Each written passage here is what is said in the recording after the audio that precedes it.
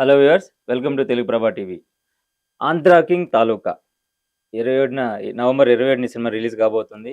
రామ్ పోతినేని, భాగ్యశ్రీ బోర్సే జంటగా నటించిన సినిమా. ఈ సినిమాకి సంబంధించి ప్రీ రిలీజ్ బిజినెస్ బాగా జరిగిందని చెప్పేసి టాక్ వినిపిస్తోంది. సో, అది ఎంత జరిగింది ఏంటి అనేది మన సీనియర్ జర్నలిస్ట్ యజ్ఞమూర్తి గారి మాటల్లో తెలుసుకుందాం. Hello sir. Hello Govind. So, Ram కెరియర్‌లో ఈ మధ్య కాలంలో హిట్స్ చాలా తక్కువ. 'ఇస్మార్ట్ శంకర్' తర్వాత మళ్ళీ ఆ రేంజ్ హిట్ దక్కలేదు ఆయనకి. అవును. అయినా కూడా 'ఆంధ్ర కింగ్ తాలూకా' రిలీజ్ కాబోతున్న సందర్భంగా ఈ నేపథ్యంలో సినిమాకి మంచి ప్రీ రిలీజ్ బిజినెస్ జరిగిందనేది వినిపిస్తున్న మాట. So, P. మహేష్ బాబు డైరెక్షన్‌లో రాబోతున్న సినిమా అందరికీ తెలిసిందే. సాంగ్స్ బాగా సక్సెస్ అయ్యాయి. అవును. సో, రిలీజ్‌కి చాలా దగ్గరలో ఉన్న సినిమాకి ప్రీ రిలీజ్ బిజినెస్ ఏ రేంజ్‌లో జరిగింది అనేది మీరు చెప్తే తెలుసుకోవాలనుంది. మాట 'ఆంధ్ర కింగ్ తాలూకా'. సో, ఆ టైటిలే ఒక అట్రాక్షన్ అయితే ఉంది. ఎవరు 'ఆంధ్ర కింగు'? హ్మ్. సో, ఇది సినిమా హీరోకి సంబంధించినటువంటి టైటిల్ అని అర్థమైపోతా ఉంది.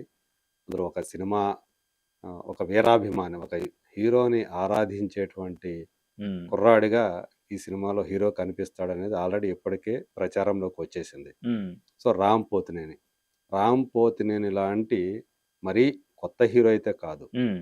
Established hero. ఒక స్టార్ హీరోనే అనుకోవాలి. 'దేవదాసు' లాంటి ఒక సినిమాతోటి చాలా యంగ్ ఏజ్‌లో 16 ఏళ్ల కుర్రాడు అప్పుడు. హ్మ్. అంత యంగ్ ఏజ్‌లో ఒక వచ్చి దశలో మంచి మార్కెట్ గూడా సెట్ సంపాదించుకున్నాడు. అయింది. తనదైన ఒక మార్కెట్, తనదైన ఒక ముద్ర ఉంది. హ్మ్. తను డాన్సులు చాలా ఈజ్‌తో చేస్తాడు. అతని డైలాగ్ డిక్షన్ కూడా బాగుంటుంది. ఎక్స్‌ప్రెషన్స్ బాగా పెట్టగలడు. అన్ని క్వాలిటీస్ ఉన్నాయి. సో, అయినప్పటికీ కూడా మధ్య మధ్య తను ఎంచుకునేటువంటి స్టోరీస్ ఏవైతే ఉండేవో, సబ్జెక్టులు ఏవైతే వాటి వల్ల కావచ్చు, ఇంకేదన్నా కారణాలు కావచ్చు కానీ, ఎక్కువ సక్సెస్‌లు ఈ మధ్య కాలంలో ఆశించిన లేవని చెప్పాలి. విజయాలు మీరు చెప్పినట్టు దక్కలేదు కాస్త. 'ఇస్మార్ట్ శంకర్' అనేది పూరి జగన్నాథ్ డైరెక్షన్‌లో వచ్చినటువంటి సినిమా లాస్ట్ మేజర్ హిట్ అని చెప్పాలి తన అవును. కెరీర్‌లో. 2019లో. ఆ తర్వాత తను 'రెడ్' అనేటువంటి సినిమా అందులో 'రెడ్' డ్యూయల్ రోల్. అవును. సో, అది ఫ్లాప్ అయింది. తర్వాత 'ది వారియర్' ఆ వచ్చింది. తర్వాత 'వారియర్' వచ్చింది. లింగుస్వామి డైరెక్ట్ చేసినటువంటి సినిమా. 'కృతి శెట్టి' అప్పట్లో మంచి క్రేజ్ ఉన్న మోస్ట్ హీరోయిన్. హ్యాపెనింగ్ హీరోయిన్ అన్నట్టుగా హ్మ్. పేరు చేసి 'ఉప్పెనతోటి' ఆ టైంలోనే వచ్చినటువంటి సినిమా. అది ఫ్లాప్ అయింది. అలాగే 'స్కంద' బోయపాటి శ్రీను డైరెక్షన్‌లో అవును. వచ్చినటువంటి 'స్కంద'. సో, బోయపాటి అనేప్పటికి ఎక్స్‌పెక్టేషన్ చాలా ఎక్కువుండాయి. దానికి తగ్గట్టు చాలా హై బడ్జెట్ తోటే ఆ సినిమాని తీశారు. మేబీ దానివల్ల కాస్ట్ ఫెయిల్యూర్‌గా హ్మ్. ఆ సినిమా నిలిచిందని చెప్పాలి. అందులో యాక్చువల్‌గా 'స్కంద 2' గూడా ఉంటుందన్నట్టుగా హ్మ్. లాస్ట్ క్లైమాక్స్ తీశారు. ఎందుకంటే సెకండ్ క్యారెక్టర్ వస్తుంది. హ్మ్. ఆ కథని అతని కథ నెక్స్ట్ సినిమాలో రాబోతుందన్నట్టు చూపించారు. యాక్చువల్‌గా 'స్కంద' అనే క్యారెక్టర్ అదే అని. హ్మ్. కానీ అది ఫ్లాప్ అవటంతోటి ఆ సీక్వెల్ గూడా అవకాశం లేకుండా పోయిందని చెప్పుకోవాలి. హ్మ్. ఆ తర్వాత మళ్ళీ 'డబుల్ స్మార్ట్' వచ్చింది. సో, అది ఎంత డిజాస్టర్ అయిందో అందరికి తెలిసిన తెలిసిందే. విషయమే. ఇక 'పూరి జగన్నాథ్' అంటే దానికి కొనసాగింపుగా అవును. 'ఇస్మార్ట్ శంకర్‌కి' కొనసాగింపుగా వచ్చినటువంటి సినిమా. సో, డిజాస్టర్ అయింది. ఇలాంటి నేపథ్యంలో 'ఆంధ్ర కింగ్ తాలూకా' అనేటువంటి ఒక సినిమాని మహేష్ బాబు డైరెక్షన్‌లో తను ఇదివరకు 'మిస్ శెట్టి మిస్టర్ పోలిశెట్టి' అనేటువంటి సినిమాని రూపొందించాడు. దానికి పూర్తి భిన్నమైనటువంటి కథతోటి హ్మ్. అతనిప్పుడు ఈ సినిమాని తీయటానికి ముందుకు రావటం, ఆ కథ నచ్చి వెంటనే రామ్ అంగీకరించడం. ఇవన్నీ గూడా జరిగిపోయినాయి. సినిమా చాలా బాగా వచ్చింది అనేది ఇన్‌సైడ్ టాక్ మనకి. హ్మ్. యాక్చువల్‌గా 'ఆంధ్ర కింగ్' అనేటువంటి క్యారెక్టర్ గూడా ఒక కీలకమైనటువంటి క్యారెక్టర్ ఇందులో. అంటే ఒక super star, cinema super star కావాలి. హ్మ్. ఆ క్యారెక్టర్‌లో కన్నడ స్టార్ యాక్టర్ అయినటువంటి 'ఉపేంద్ర' యాక్ట్ జేశాడు. కొన్ని ఈ మధ్య వచ్చినటువంటి ఆ సినిమా సంబంధించినటువంటి అన్నీ ఏవైతే ప్రమోషనల్ కంటెంట్ ఉందో కంటెంట్. అదంతా కూడా మంచిగానే సినిమాకి బజ్ క్రియేట్ చేశాయని చెప్పాలి. అందు గురించే ఆ ప్రీ బిజినెస్ గూడా హ్మ్. ఆశించిన రీతిలోనే జరిగిందని చెప్పాలి.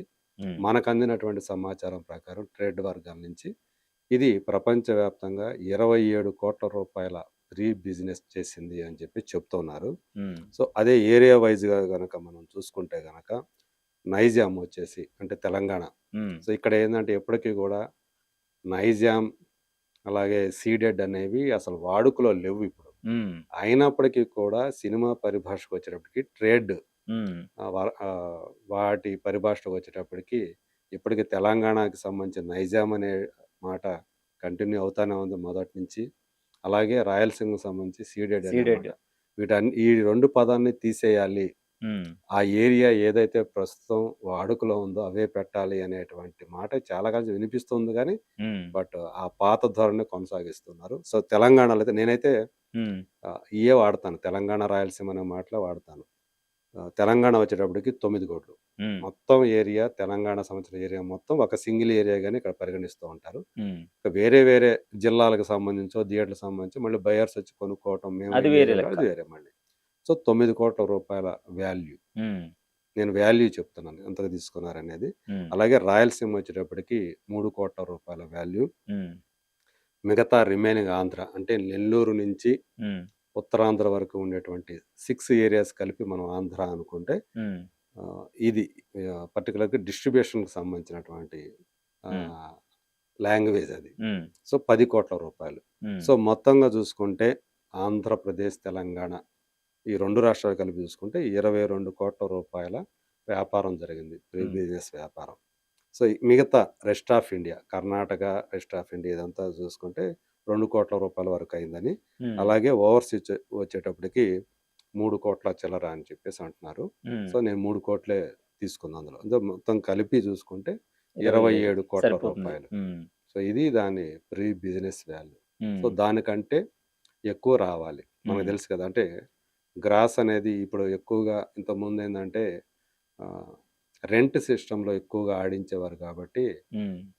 మనకు ఇప్పుడు రూ. 50,00,00,000 షేర్ రావాలంటే రూ. 100,00,00,000 గ్రాస్ రావాలి. గ్రాస్ రావాలి. పర్సెంటేజ్‌కొచ్చేటప్పటికి ఎక్కువగా ట్యాక్స్ మీద హ్మ్. అది ఒక్కటే ప్రయారిటీ గాబట్టి, వచ్చిన దాంట్లో ఇంతకుముందు ఎలా ఉండేది రెంటల్ సిస్టమ్‌లో మీకు 10 సీట్లు ఫుల్ అయినా, 100 సీట్లు ఫుల్ అయినా మీరు కట్టే రెంట్ ఒకటే ఉంటది. అంతే హ్మ్. మొత్తం కట్టేసేయాలి మీరు. కానీ అదే పర్సెంటేజ్ వచ్చేటప్పటికి రెంట్ కట్టాల్సిన పని లేదు. హ్మ్. ఎన్ని టికెట్లు తెగుతాయో హ్మ్. దాని మీద మీరు పర్సెంటేజ్ ఇచ్చుకుంటారంతే. హ్మ్. సో, డిస్ట్రిబ్యూటర్‌కి ఆ ఓనర్ ఎవరైతే ఉంటారో ఎగ్జిబిటరు, లేకపోతే ఆ హ్మ్. లీజుదారుడు ఎవరైతే ఉంటారో థియేటర్. వాళ్ళ మధ్య ఉండేటువంటి ఒప్పందం ఏదైతే దాని ప్రకారం అలా హ్మ్. షేర్ చేసుకుంటారు దాన్ని. సో, దానివల్ల ఏందంటే డిస్ట్రిబ్యూటర్‌కి హ్మ్. కొంత వెసులుబాటు ఉంటుంది. అంటే అమ్ముడైపోయిన టికెట్ల మీదే హ్మ్. వాళ్ళకి ఆ షేర్ అనేది ఇవ్వటానికి ఉంటది గాబట్టి నష్టం అనేది తక్కువుంటది. హ్మ్. ఒకవేళ సినిమా గనక ఆడకపోతే. లాభాలుగా వస్తే గనక అదే స్థాయిలో మంచి లాభాలుంటాయి. హ్మ్. సో, ఇది అందుకనిచ్చి చాలామంది పర్సెంటేజ్ విధానంలోనే ఎక్కువ హ్మ్. ప్రిఫర్ చేస్తూ ఉంటారు. ఓకే. ప్రత్యేకించి చిన్న సినిమాలు. హ్మ్. పెద్ద సినిమాలేంటి? వాళ్ళకి ఓవర్‌ఫ్లో అయితే గనక హ్మ్. ఆళ్ళు కట్టేది ఎటు తిరిగి రెంట్ అమౌంట్ ఒకటే గాబట్టి, హ్మ్. వాళ్ళు కొంచెం బాగా నమ్మకం ఉన్నవాళ్ళు రెంటల్ సిస్టమ్‌కెళ్ళిపోదాం అని జెప్పేసి వాళ్ళు అంటూ ఉంటారు. హ్మ్. కానీ ఏదైనా సరే మధ్య మార్గంగా చూసుకున్నప్పుడు percentage is the best option అని ఆప్షన్. చెప్పాలి. ఓకే. ఒక సినిమా రిలీజ్ చేయడానికి. అందువల్ల ఇప్పుడేందంటే షేర్ అనేది హ్మ్. కొంచెం ఎక్కువగా వస్తుంది దీనివల్ల. ఇప్పుడు హ్మ్. సపోజ్ రూ. 50,00,00,000 షేర్ రావాలంటే రూ. 80,00,00,000 గ్రాస్ వచ్చినా మీకు 50,00,00,000 సరిపోతుంది వచ్చేస్తుంది. యావరేజ్‌గా. హ్మ్. సినిమా అక్కడ లాస్ కాకుండా 20,00,00,000 ప్రాఫిట్. అట్లా మీకు హ్మ్. కలిసి వచ్చినట్టు. ఇదివరకుతో పోల్చుకుంటే. హ్మ్. సో, అలా ఇప్పుడు చూసుకుంటే సో, ఇది రూ. 27,00,00,000 అనుకుంటే హ్మ్. మీకు రూ. 45,00,00,000 లోపల 40-45,00,00,000 మధ్య వచ్చేసినా హ్మ్. ఇది బ్రేక్ ఈవెన్ అయిపోతుంది. గ్రాస్ చెప్తున్నా నేను. హ్మ్. సో, జీఎస్టీ మిగతావన్నీ గూడా మెయింటెనెన్స్ ఖర్చులు ఇవన్నీ తీసేసుకున్నా గానీ, హ్మ్. సో, ఇది చెప్పాలంటే ఒక రకంగా ఇప్పుడు ప్రస్తుతం రామ్ పోతినేని కెరియర్‌ని తను చూసుకుంటే ఇది ఏదైతే ఉందో బెస్ట్ బిజినెస్ జరిగినట్టే. బెస్ట్ బిజినెస్సే. హ్మ్. సో, హోప్స్ గూడా ఉన్నాయి. హ్మ్. సినిమా ఖచ్చితంగా రూ. 50,00,00,000 గ్రాస్ తీసుకొస్తుంది అనేటువంటి ఆ నమ్మకాన్ని ట్రేడ్ వర్గాల వాళ్ళు, ఇండస్ట్రీ వర్గాల వాళ్ళు వ్యక్తం చేస్తూ ఉన్నారు. హ్మ్. ఇది చెప్పాలంటే మంచి పాజిటివ్ నోట్ తోటే 'ఆంధ్ర కింగ్' తాలూకా ప్రేక్షకుల ముందు రిలీజ్ రాబోతోంది. అవ్వబోతోంది. పైగా ఈ సినిమాకి సంబంధించి హ్మ్. రామ్ ఇన్వాల్వ్‌మెంట్ కూడా మనం చూస్తూ ఉన్నాం. హ్మ్. తను ఈ సినిమాకి పాట రాశాడు, పాట పాడాడు. అవును. ఇట్లా ఒక క్రియేటివ్ సైడ్ గూడా తనలో ఒక రైటర్ ఉన్నాడు, హ్మ్. ఒక సింగర్ ఉన్నాడు అనేటువంటి అది గూడా తను ఈ సినిమాతోటి ప్రూవ్ ప్రూవ్ చేసుకున్నాడు చేసుకున్నాడు. అనేటువంటి మాట గూడా ఇనిపిస్తుంది. అతని అభిమానులు అలాగే రెగ్యులర్ సినీ గోయర్స్ గూడా హ్మ్. 'ఆంధ్ర కింగ్' తాలూకా మీద వాళ్ళు కూడా చాలా నమ్మకం వ్యక్తం చేస్తున్నారు. ఇదేదో ఆడే సినిమాలాగా ఉంది అనేటువంటి అభిప్రాయం అయితే వాళ్ళు గూడా వ్యక్తం చేస్తున్నారు. మరి చూద్దాం. ఇంకా హ్మ్. ఇవాళ ఇంకా 2 రోజుల్లో మన 2 ముందుకు రోజుల్లో రాబోతున్నటువంటి ఈ సినిమా నిజంగానే రామ్ కెరీర్‌లో ఒక పెద్ద హిట్ అవుతుందని ఆశిద్దాం. సిద్ధం. ఓకే. సో, మీరు చెప్పిన దాని ప్రకారం 'ఆంధ్ర కింగ్' తాలూకా సినిమాకి మంచి ప్రీ రిలీజ్ బిజినెస్ జరిగింది. So, hope for the best. Ram కెరియర్‌లో ఇప్పుడు రాబోతున్న ఈ సినిమా మంచి విజయాన్ని సాధించాలని కోరుకుంటూ, సో, మరో లేటెస్ట్ అప్డేట్‌తో మళ్ళీ కలుద్దాం. Thank you so much.